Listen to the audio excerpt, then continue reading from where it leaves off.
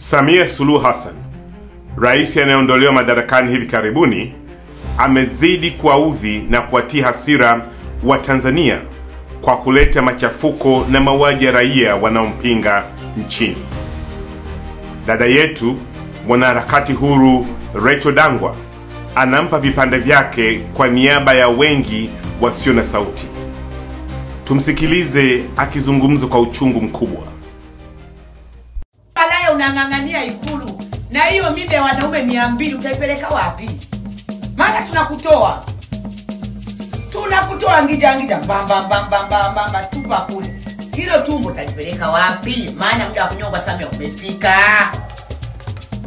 Uliowaua wasema ukiua kwa damu utakufa kwa damu, ukiua kwa upanga utauliwa kwa upanga, ukiua kwa bunduki, wakina Muliro, wakina Mafero, wote mnanisikia, wakina Abdul Sasa Samia, una mimba ya watu wote, marais wote wa Afrika. Una mimba ya wakina Muliro, wauaji, wakina nani, mpaka mwanao mwenye kakutobu ya Abdul. Una hilo litumbo lako la kiroba mwenzangu, si mimba imeshuka miezi mingapi?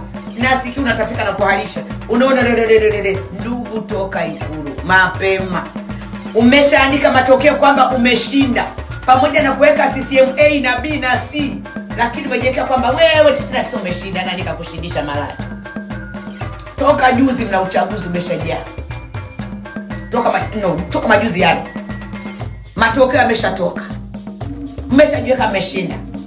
Samia, toka Ikulu malaya mbovu mwenye kinembe cha kukutepeta kumanina. Nasema tena, wewe kinyago, toka Ikulu wewe. Ukisikia la mgambo jua kuna jambo, toka tunakukuta hapo. Hatukakuacha salama maraya.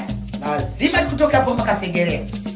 Tunakutoa hapo Ikulu mpaka Segerea maraya, toka. La mgambo likilia ujue kuna jambo. La mgambo likilia ujue kuna jambo. Toka Ikulu wewe maraya. Samia kinyago, toka Ikulu changu doa. Muuaji mfirauni, toka Ikulu Samia kumara mama yako, toka Ikulu kumanyoko.